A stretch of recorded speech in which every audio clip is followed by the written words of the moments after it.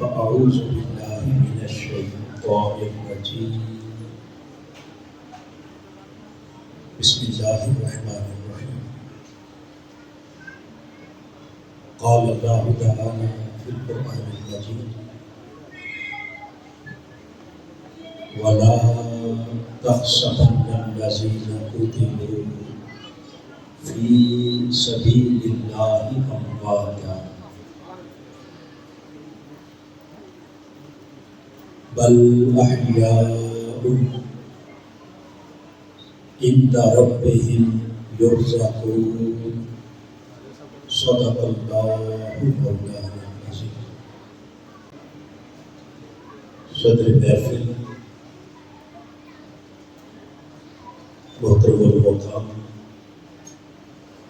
پیر طریقت الحاج پیر محمد اسلم اشرف چشتی قادری مدظ اللہ، محترم المقام راجہ زاہد محمود صاحب،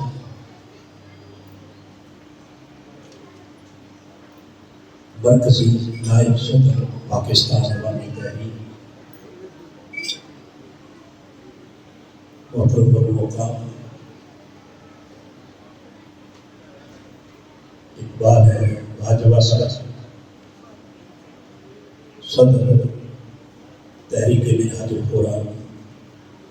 لاہور سے، محترم المقام چودھری ریاست علی جدر صاحب، سیکٹری کوآرڈینیشن تحریک منہاج القرآن سینٹرل پنجاب، محترم المقام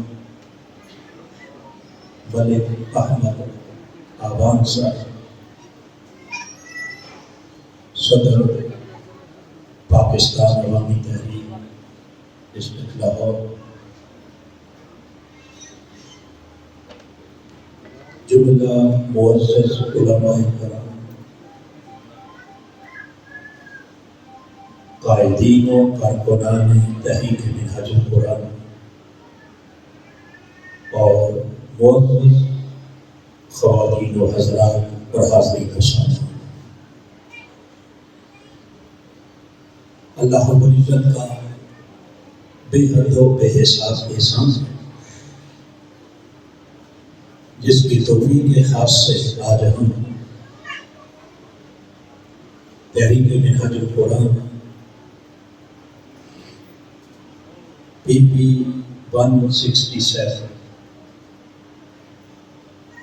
ضلع نمبر 6 لاہور کے زیر اہتمام اس عظیم الشان ذکر شہدائے کربلا کانفرنس کی اس نہایت ہی مقدس مبارک اور پاکیزہ مجلس میں حاضر ہے۔ میں سب سے پہلے تو PP 167 تحریک منہاج القرآن اور اس کے جملہ فورمز کے تمام عہدیداران کو کارکنان مبارکباد پیش کرتا ہوں جنہوں نے امام علی مقام کی صحیح فکر کو آقا علیہ السلام کی امت تک پہنچانے کے لیے اس عظیم الشان ذکر شہدائے کربلا کانفرنس کا انعقاد، اور اس کے ساتھ ہی میں 100 بار مبارکباد پیش کرتا ہوں اپنی بہنوں کو، بیٹیوں کو اور منہاج القرآن ویمن لیگ کی جملہ عہدیداران جنہوں نے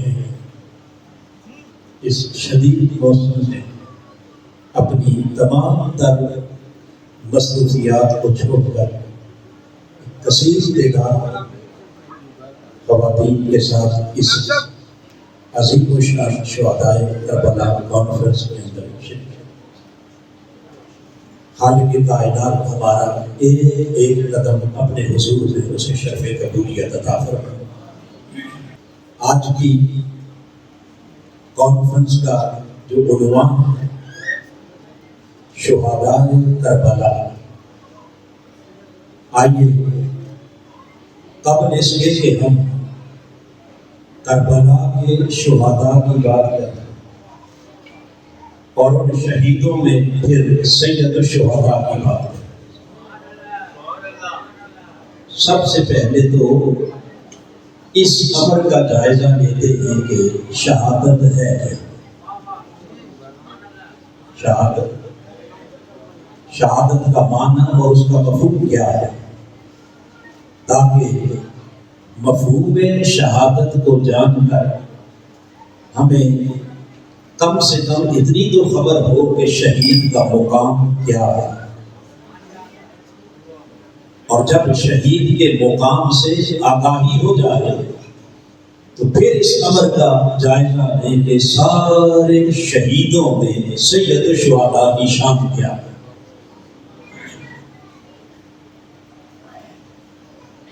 اس اینگل سے جب قرآن مجید کا مطالعہ کرتے ہیں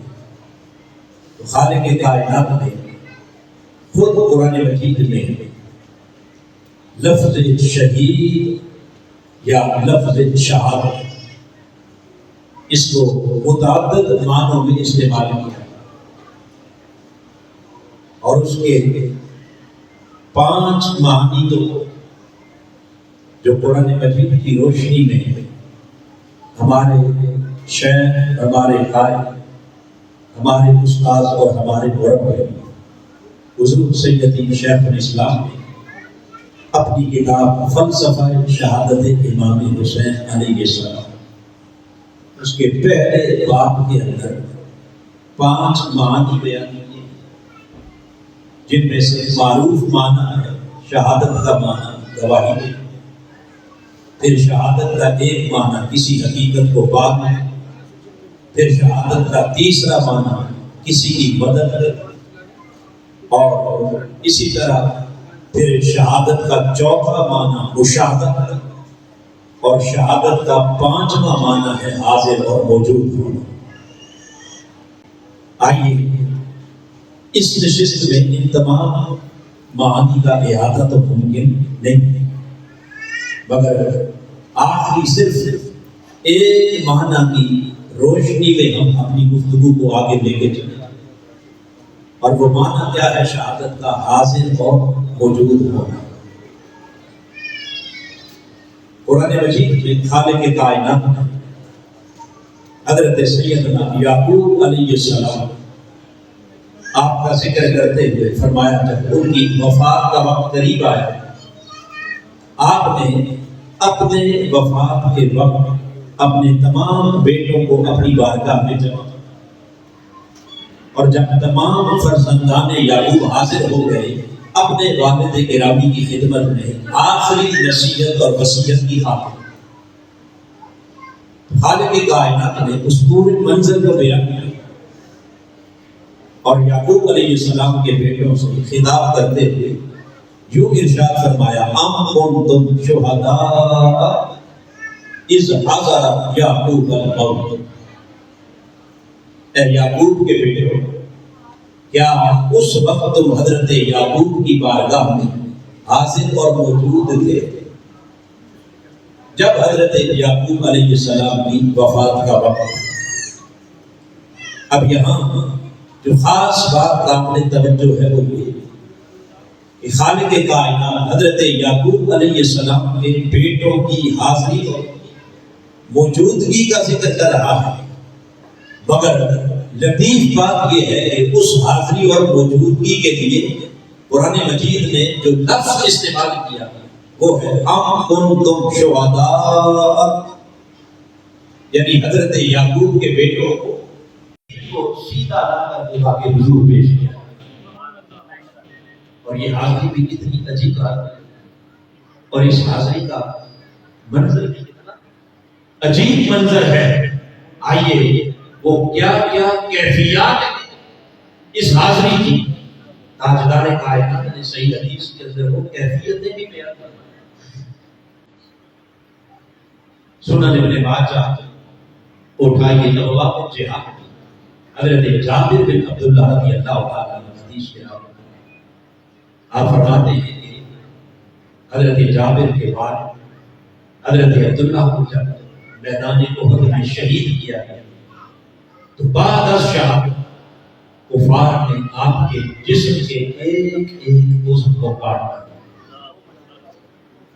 یہ ظلم جبر اور بربریت کی وہ انتہا تھی کہ شہید کر کے ان کا کلیجہ ٹھنڈا نہیں ہوا. آپ کے ہاتھ کاٹ دیے، پاؤں کاٹ دیے، آپ کی ناک کاٹ دی، کان کاٹ دیے، زبان کاٹ دی. حضرت جابر کہتے ہیں وہ کٹے ہوئے آزاد انہیں ایک کپڑے پہ لگے. جب حضور کی بارگاہ میں لایا جا رہا تھا تو میری نظر اپنے والد کے چہرے پر پڑی. کٹے ہوئے اعضاء سے جب خون بہ رہا تھا میری آنکھوں میں آنسو آیا، میرے چہرے پر غم کے آثار نمایاں. تاجدار کائنات نے جب اپنے غلام حضرت جابر کو دیکھا کہ آج اپنے والد کی اس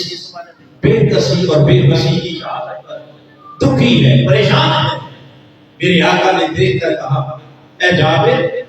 الا اخبرک ما فعل اللہ لابی. آج اپنے والد کی شہادت پر آنسو بہانے والے، آج اپنے والد کی شہادت پر غم زدہ ہونے والے میں جابر الا اخبرک، کیا میں تجھے یہ نہ بتاؤں ما فعل اللہ لابی. آج اس عظیم قربانی کے بعد خالق کائنات نے تیرے والد عبداللہ کی روح کے ساتھ معاملہ کیا کرے. روح عبداللہ کو کون سا مقابلہ، کون سی شان ادا کی. اس پر حضرت جابر کہتے ہیں قلت بلا یا رسول اللہ، جی ہاں میرے آقا کیوں نہیں، حضور بتائیں تو صحیح، ذرا فرمائیں تو صحیح کہ اتنی بڑی قربانی کہ جسم کا ایک عضو کٹ گیا، کیا شان اور کیا مقام ملا. میرے آقا نے فرمایا جابر سن ما کلم اللہ احدا الا من وراء حجاب وکلم اللہ اباک کفاح. اے جابر آج تک میرے رب نے جس سے بھی کلام کیا ہمیشہ پردے میں رہ کر کلام من وراء حجاب، پردے کے پیچھے سے کلام کیا. کسی کے لیے بھی اس نے پردہ اٹھایا،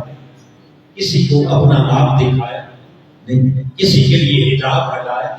نہیں، مگر اے جابر تجھے مبارک ہو،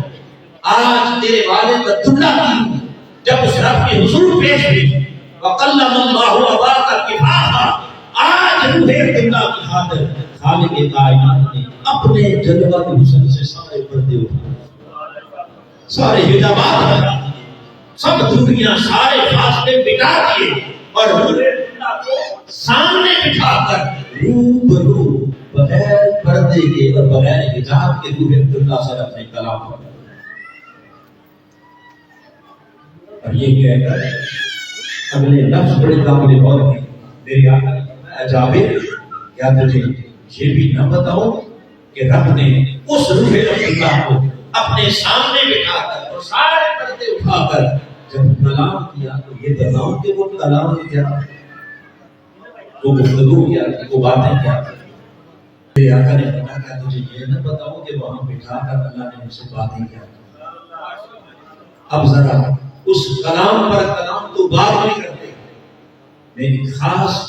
نقطے کی طرف آپ کی توجہ دلانا چاہ رہا ہوں. ذرا ایک لمحے کے لیے مجھے سوچ کے بتانا کہ جس وقت حضرت عبداللہ کی روح سے رب کلام کر رہا وہ کلام کہاں ہو رہا، کہاں عرش اللہ. چونکہ روح شہید کہاں ہے، ان رب بھی قرآن کہتا ہے رب کے حضور ہے، رب کی شان کہاں ہے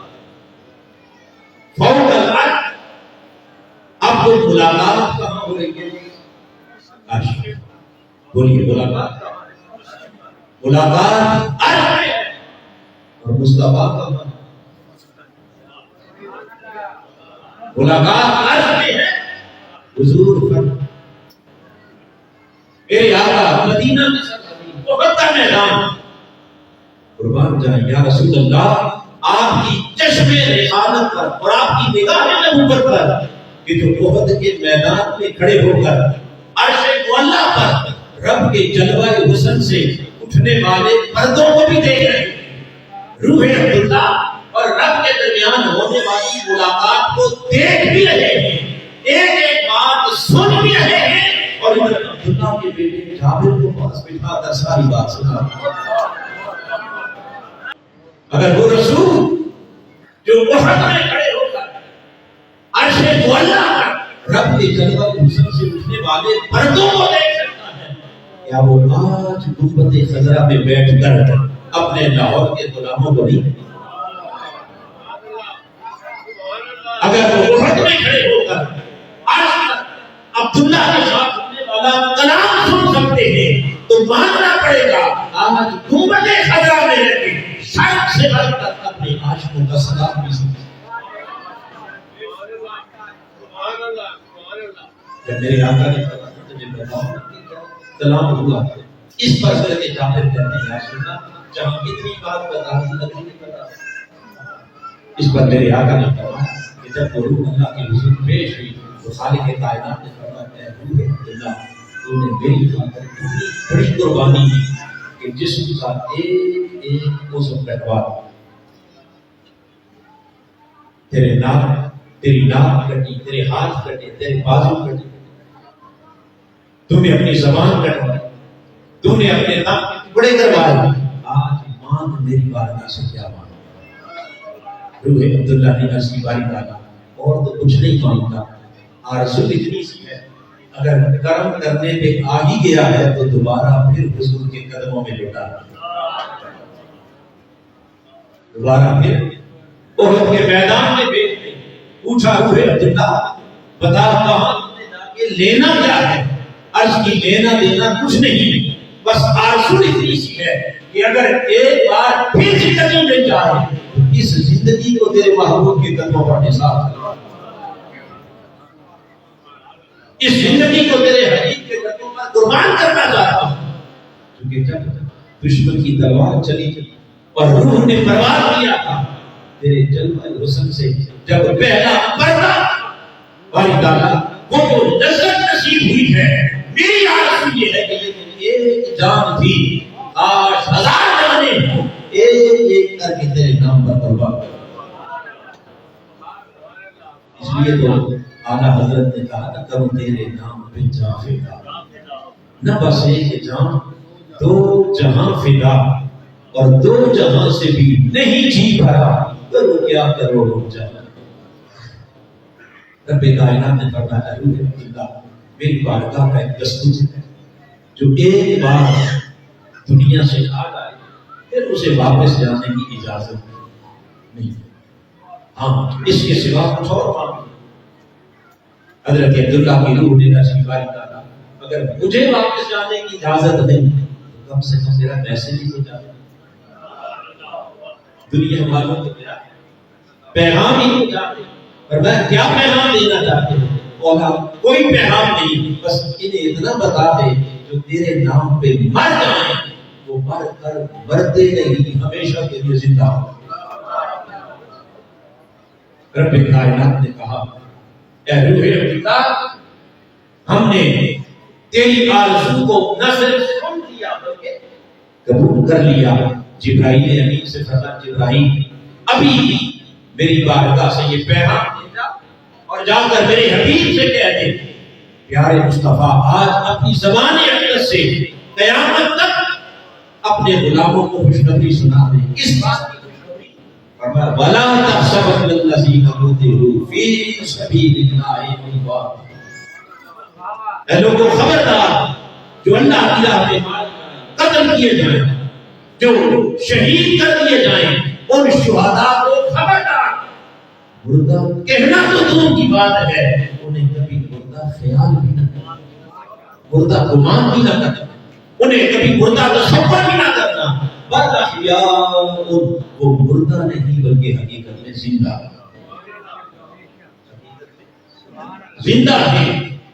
اور خالی زندہ نہیں، انتہا بھی یرزقون ایسے زندہ ہیں کہ جنہیں صبح و شام اپنے رب کی بارگاہ سے اس کے انوار و تجلیات کا پاکیزہ رزق بھی عطا کیا۔ حاضرین محترم، یہ قرآن مجید کی آیت کریمہ حضرت عبداللہ کی روح کی خواہش پر خالق کائنات نے میدان احد میں نازل کیا اور قیامت تک حضور کی امت کے تمام شہداء کو یہ نصیب خوشخبری سنا۔ تو میں یہ عرض کر رہا تھا کہ یہ ایک جہد ہے کہ جب روح شہید جسم سے جدا ہوتی ہے اسے کہیں اور نہیں لے جایا جاتا، کہاں سیدھا رب کی بارگاہ میں حاضر کیا جاتا ہے۔ یہ تو شہید کی روح کی حاضری ہے، مگر اس حاضری سے پہلے ایک اور حاضری، اور وہ کیا ہے؟ خالق کائنات اس روح کے اعزاز، اس کے استحقاق اور روح شہید کے پروٹوکول کے لیے اپنی بارگاہ سے ہزار ملائکہ کو روح شہید کی بارگاہ میں آتے تاکہ وہ ادھر سے باراتی بن کے آئیں اور ادھر سے روح شہید کو دلہن کی طرح سجا کے لے جائیں۔ تو صرف روح شہید ہی حاضر نہیں بلکہ اس کی بارگاہ میں ہزار ملائکہ بھی حاضر ہوتے ہیں۔ اور یہ حقیقت بھی میرے آقا نے بیان کی جب حضرت عبداللہ کو ان کے کٹے ہوئے اعضاء کے ساتھ ایک چادر میں لپیٹ کر حضور کی بارگاہ میں پیش کیا جا رہا تھا، تو حضرت عبداللہ کی بہن اسی میدان احد میں ان کی نگاہ جب پڑی اپنے بھائی کے کٹے ہوئے اعضاء پر تو بہن سے برداشت نہ ہو سکی، وہ تڑپ گئی، اس کی چیخ اور وہ آواز سن کر میرے آقا نے عبداللہ کی بہن کو بلا کر فرمایا لا تبکی، اے عبداللہ کی بہن آج اپنے بھائی کے جنازے پر رو، اپنے بھائی کے جنازے پر رو نہیں۔ آج میں ایک اور منظر دکھاتا ہوں، ماں زالت الملائکہ تزلہ بأجنحتہا، زمین سے آسمان، فرش بری سے زمین سے عرش معلی تک قطار اندر قطار ملائکہ، سب در سب فرشتے، اور تزلہ بأجنحتہا اپنے پروں سے پر ملائے ہوئے حضرت عبداللہ کے جنازے پر سایہ کیے ہوئے ہیں۔ فرمایا عبداللہ کی بہن یہ ہزار ملائکہ تیرے ادھر سے باراتی بن کے آ رہے ہیں اور ادھر سے روح عبداللہ کو دلہن کی طرح سجا کے مولا کی بارگاہ میں لے معلوم یہ ہوا کہ جب شہید کی شہادت کا وقت آتا ہے تو خالق کائنات اپنے حضور سے ہزار ملائکہ کو بارگاہ شہید میں حاضر کرتا ہے، اور پھر وہ ہزاروں ملائکہ اپنے جلو میں، اپنے جرمٹ میں، اپنے نورانی پروں کے سائے میں اس روح شہید کو اٹھا کر خدا کے حضور حاضر۔ حاضرین محترم، یہ اعزاز تو ہر شہید کا ہے، کیا ہے یہ اعزاز جس نے صدق کے دل کے ساتھ، اخلاص نیت کے ساتھ اللہ کے دین کی نام، دین کے حیا کے لیے، حق کی سربلندی کے لیے، الہ کلمۃ الحق کے لیے، ظلم کے خاتمے کے لیے، انسانیت کی بقا کے لیے جس نے بھی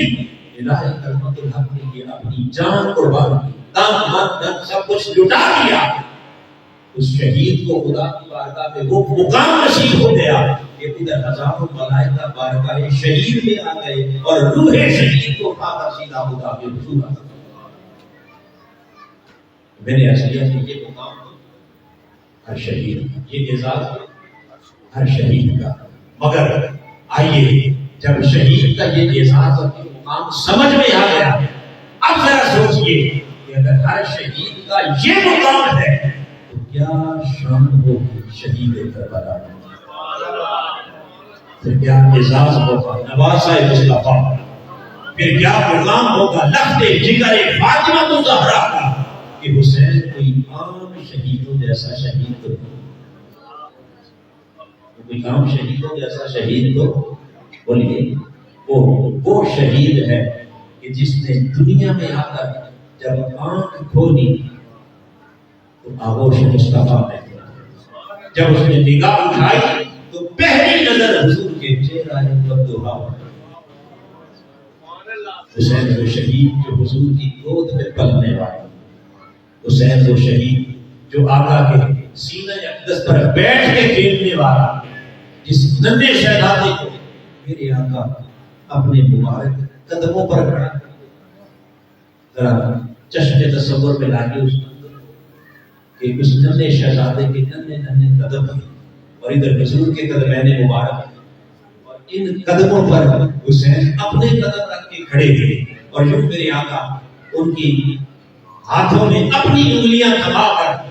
آپ فرماتے ہیں کہ بیٹے حسین ذرا قدم اٹھا، آگے بڑھتا جا اور وجود مصطفیٰ پر چڑھتا جا، آگے بڑھتا جا وجود مصطفیٰ پہ۔ اب وہ ننھا شہزادہ حضور کے قدموں سے چلنا شروع کرتا ہے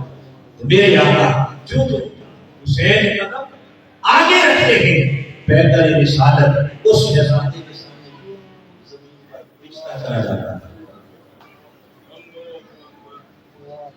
آقا لیٹ اور وہ قدموں سے چلتے ہیں، اور چلتے چلتے چلتے سینہ اقدس پر آ کر جب کھڑے ہوتے ہیں، ذرا سوچئے علم نشرح لک صدرک، وہ سینہ جس کی عظمت کی قسم خدا ہے، وہ سینہ جو محبت وحی الہی ہے، وہ سینہ جہاں خدا کا کلام اترتا ہے، اس کلام الہی کے اترنے کے مقام پر جو دونوں قدم رکھ کے کھڑا ہو حسین، ذرا سوچنا کہ کیا وہ عام شہیدوں جیسا ہے؟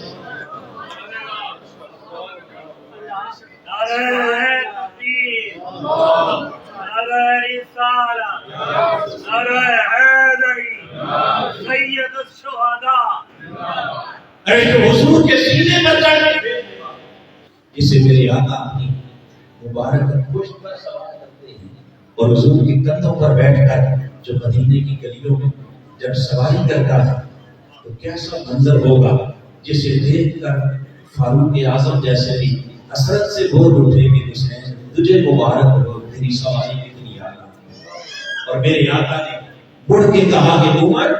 سواری تو والا ہے ہی، مگر ذرا دیکھ تو صحیح اس سواری پر بیٹھنے والا سوار کی،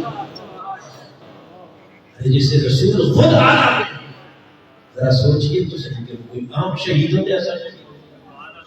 بولیے جو حالت نماز میں حضور کی پشت پہ آ کے بیٹھ جائے، وہ آقا کا سجدہ طویل ہو جائے، تاجدار کائنات سر نہ اٹھائیں، کس کی خاطر؟ حسین کی خاطر۔ اور یہ آقا کا سجدہ طویل کرنا یہ کوئی اپنی خواہش نفس سے نہیں، چونکہ رسول کا ہر عمل اللہ کے حکم کے تابع ہے۔ خالق کائنات نے فرمایا حبیب انہیں بتا دو، قل ان اتبع الا ما یوحی الی، انہیں فرما دو کہ میں تو فقط وہی کرتا ہوں جو میرا خدا میری طرف سے وہی کرتا ہے، لہذا اگر سجدہ طویل ہوا تو وہ بھی اللہ کے امر سے ہوا، اور سر سجدے سے اٹھانا بھی وہ بھی کس کی اذن سے؟ اللہ کی اذن سے۔ آپ ذرا سوچئے کہ جب سجدہ طویل ہو گیا، پیچھے صحابہ انتظار میں کھڑے تک رہے نہیں، کس کی طرف؟ حدیث کے لفظ ہے کہ وہ ایسے سر اٹھا کر حضور کے سر اکبر کی طرف دیکھ رہے ہیں، سر کا اور کچھ کہتے ہیں ہمیں تو اندیشہ ہونے لگا کہ کہیں روح مبارک پرواز تو نہیں کرے۔ اب صحابہ کی نگاہیں لگی ہیں کس کی طرف؟ سر مصطفیٰ، اور مصطفیٰ کی نگاہ لگی ہے در خدا کی، کیونکہ خود تو سجدہ لمبا کیا نہیں، اب وہ انتظار میں ہے کہ اجازت کب ملے گی، تو صحابہ کی نگاہیں سر مصطفیٰ کی طرف اور میرے آقا کی نگاہیں در خدا کی طرف ہیں۔ یہ حضور کا انتظار کر رہے ہیں، حضور اپنے رب کی اجازت کا انتظار کر رہے ہیں۔ اب کوئی رب سے پوچھے کہ مولا تو کس کا انتظار کر رہا ہے؟ یقیناً یہاں کسی اور کا انتظار تو بنتا نہیں ہے، وہ کہتا ہے مجھے اس ننھے شہزادے کا انتظار ہے جو مصطفیٰ کی پشت پہ چڑھ کے بیٹھا، جس کے ناز خدا اٹھائے، جس کے لیے حضور کے سجدے طویل ہو جائیں۔ یقیناً تو کوئی عام شہیدوں جیسا شہید نہیں۔ یہ وجہ ہے کہ جب عام شہید کی روح کے پرواز کا وقت آتا ہے تو خالق کائنات ملائکہ دیکھتا ہے، مگر جب روح حسین کے پرواز کا وقت آتا ہے 10 محرم میدان کربلا تو وہاں 7,000 ملائکہ نے تو آنا ہی تھا، وہ تو ہر شہید کے لیے آتے ہیں، ہزاروں فرشتوں کی حاضری وہ تو ہر شہید کی بارگاہ میں ہوتی ہے، ملائکہ نے تو آنا ہی تھا، مگر قربان جائیں روح حسین تیری عظمت کو، سلام روح حسین تیری عظمت کو کہ جن کے استقبال کے لیے فقط ملائکہ نہیں، ارواح انبیاء بھی میدان کربلا، ارواح صحابہ بھی میدان کربلا، ارواح اہل بیت بھی میدان کربلا، روح مولا علی المرتضیٰ بھی میدان کربلا میں، روح فاطمہ الزہرا بھی میدان کربلا میں، اور باقی تمام روحیں تو ایک ہے، خود روح محمد مصطفیٰ بھی میدان کربلا، جن کے استقبال کے لیے خود حضور گنبد خضرا ریگزار کربلا میں تشریف لاتے ہیں۔ اور یہ بات محض کوئی جذبات کی بات نہیں، یہ فقط عقیدت کے جملے نہیں۔ آئیے پوچھئے میرے آقا کی زوجہ ہوتا ام المؤمنین حضرت ام سلمہ سے، آئیے پوچھئے تاجدار کائنات کے چچا کے بیٹے حضرت عبداللہ ابن عباس، عبداللہ ابن عباس مکرمہ سے گواہی دے رہے ہیں، اور سیدہ ام سلمہ مدینہ طیبہ سے گواہی، حضرت ام سلمہ رضی اللہ تعالیٰ عنہ فرماتی ہے کہ 10 محرم کا دن نواسہ رسول کی شہادت کا دن، میں اپنے حجرے میں مدینہ طیبہ تھوڑی دیر کے لیے جب میں آرام کرنے لگی اور میری آنکھ لگی، ادھر آنکھ بند ہوئی، کیا دیکھتی ہوں کہ ساری کائنات کے تاجدار میری نگاہوں کے سامنے۔ روایت کے لفظ رأیت النبی صلی اللہ تعالیٰ علیہ وسلم فی المنام، حضرت ام سلمہ کہتی ہے کہ میں نے تاجدار کائنات کو عالم خواب میں دیکھا، اور کیسے دیکھا، کس حال میں دیکھا، کس کیفیت میں دیکھا۔ ام سلمہ کہتی ہے وَعَلَىٰ رَأْسِهِ وَلِحْيَتِهِ التُّرَابُ، میں نے دیکھا کہ میرے آقا کی مبارک زلفوں میں گرد پڑی ہوئی، حضور کی داڑھی مبارک میں گرد ہے، چہرہ انور لباس کرتا نور، چشمان مقدس میں آنسو ہے، چہرے پر غم کے آثار ہیں۔ یہ دیکھ کر ام سلمہ کہتی ہے میں تڑپ گئی، لرز گئی اور رو کے عرض کی ما لکا یا رسول اللہ، میرے آقا میرے ماں باپ قربان، حضور آپ کو کیا ہے؟ یہ وہی ٹکڑا ہے جس کی ایک مسکراہٹ سے غم زدوں کو اپنے غم بھول جایا ہے۔ آج اس چہرے پر غم کیا تھا؟ حضور یہ زلفوں میں درد کہاں سے آئی، داڑھی میں درد کہاں سے آئی، میری آقا آنکھوں میں آنسو کہاں سے آئی؟ تاجدار کائنات نے فرمایا ام سلمہ تجھے خبر نہیں، آج 10 محرم کا دن میرے شہزادے حسین کی شہادت کی گھڑی ہے، میرے حسین کی شہادت کا یہ خاص لمحہ، فقط شہید تو قتل الحسین آنفا، اے ام سلمہ آج میری روح مدینہ چھوڑ کے کربلا گئی، ابھی ابھی حسین کی شہادت کا منظر دیکھ کے آ رہا، اور یہ جو گرد دکھائی دے رہی ہے یہ کوئی عام گرد نہیں، یہ اسی سرزمین کربلا کی گرد ہے کہ جب ظالم یزیدی میرے شہزادے کے وجود پر اپنے گھوڑے دوڑا رہے تھے، اور وہاں سے جو گرد و غبار اڑ رہا تھا، حسین کے وجود کو چھو کر اڑنے والے اس غبار کو بھی مصطفیٰ نے اپنی زلفوں میں سجایا، اپنی داڑھی مبارک میں سجایا۔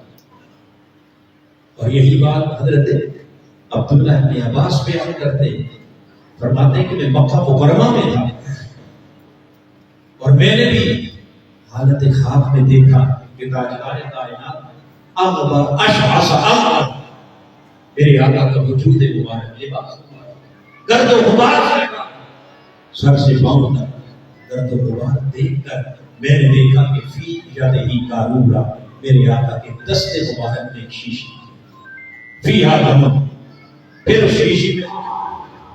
اور آقا اس شیشی کو الٹ پلٹ کر کے اس خون کو دیکھ دیکھ کر حضور رو رہے، حضور کی آنکھوں سے آنسو گر رہے۔ حضرت عبداللہ ابن عباس کہتے ہیں میں نے اس کی آنسو کا یہ گرد و غبار کہاں سے آیا اور یہ شیشی اور اس میں خون کہاں سے آیا؟ میرے آقا نے فرمایا اے عبداللہ مجھے خبر نہیں کہ آج 10 محرم میرے حسین شہادت کی گھڑی ہے اور میں ابھی ابھی کربلا کے میدان سے آ رہا ہوں. یہ جو خون دکھائی دے رہا ہے یہ کوئی عام خون نہیں. آزاد الحسین و اصحابہ، یہ میرے حسین کا،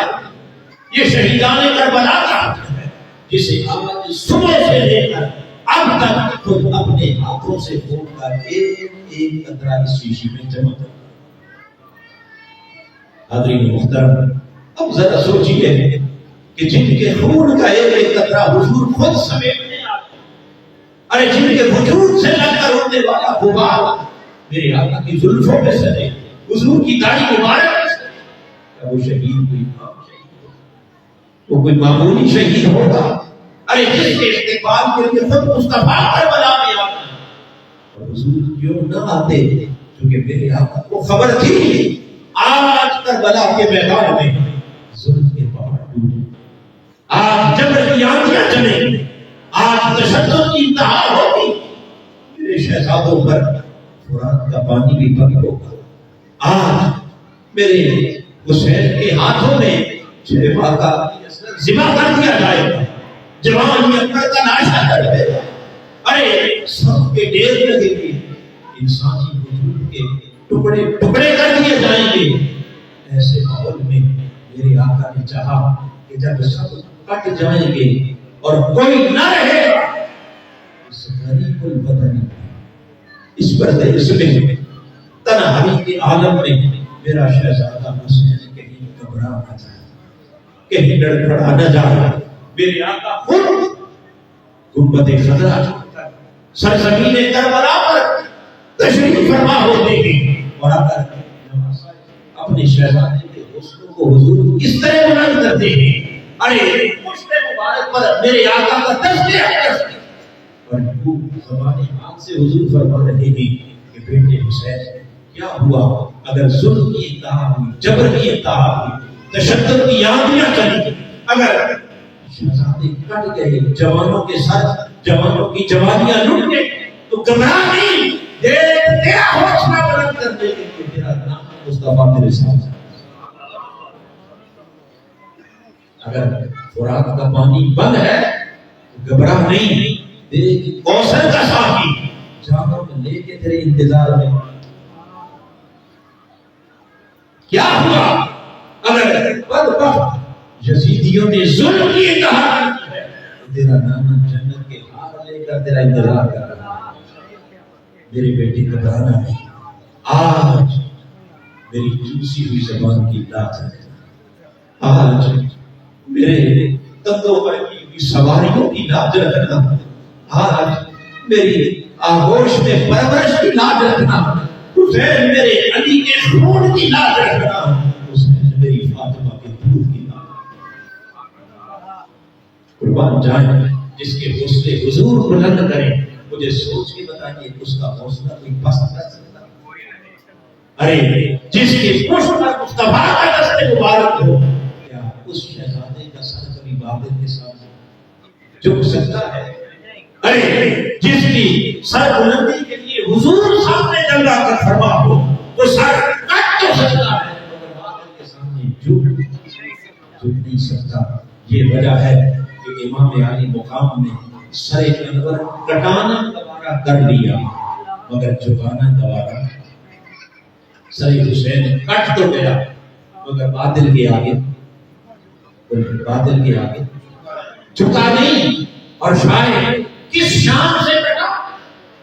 اور کس مان سے کٹا، اس شان کو اگر دیکھنا ہو تو آؤ خواجہ انتن ولی سے پوچھو اور سلطان سے پوچھو. وہ کہتے ہیں شاہ اسد حسین، بادشاہ اسد حسین. ارے تم خالی شہادت دیکھتے ہو مگر ادھر سلطان الہند کی آنکھ سے دیکھو تو وہ کہتے ہیں مجھے شاہوں کا بھی شاہ حسین ہے، بادشاہوں کا بادشاہ بھی حسین دکھائی دیتا ہے. دین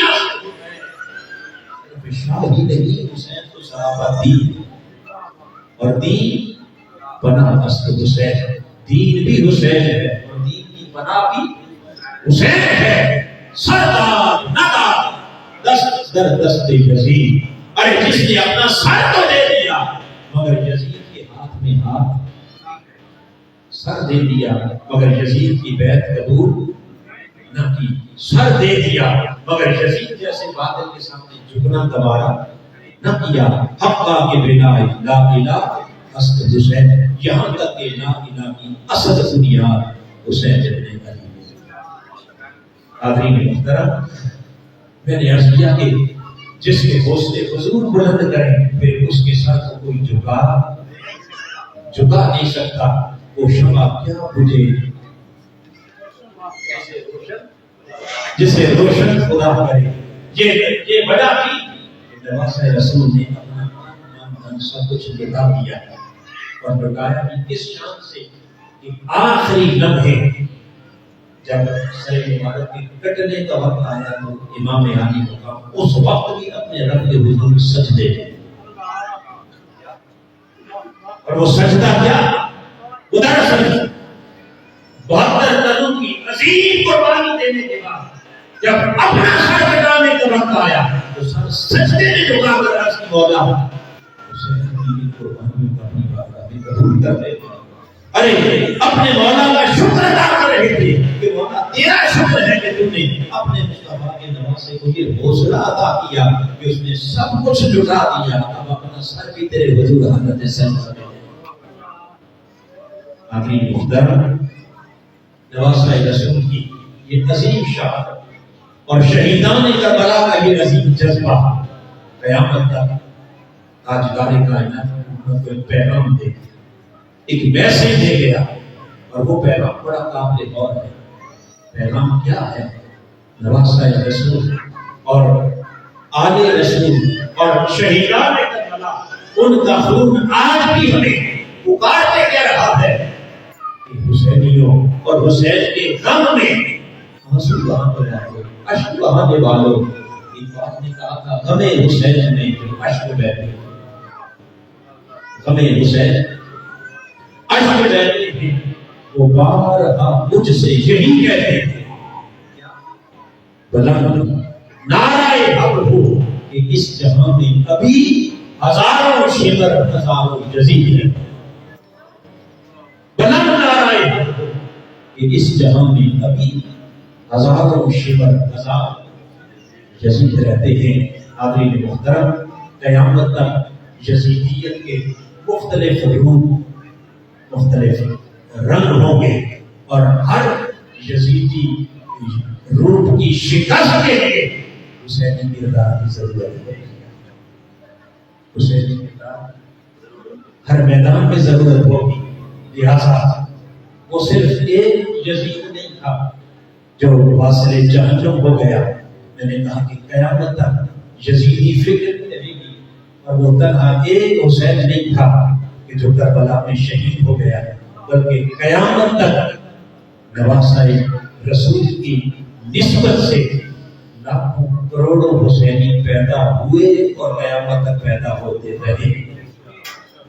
بس دیکھنا یہ ہے کہ ہم کس فکر کے ساتھ کھڑے ہیں، فکر حسین کے ساتھ کھڑے ہیں یا فکر یزید کے ساتھ، قافلہ حسین کے ساتھ کھڑے ہیں یا لشکر یزید کے ساتھ۔ اور قافلہ حسین کیا ہے؟ وہ اپنے رب کے ساتھ عبادت اور بندگی کا پیغام، اللہ اور اس کے رسول کی اطاعت اور فرما برداری کا پیغام، اور قرآن کے ساتھ اس کامل وفا کا پیغام ہے کہ جس کا سر کٹ کر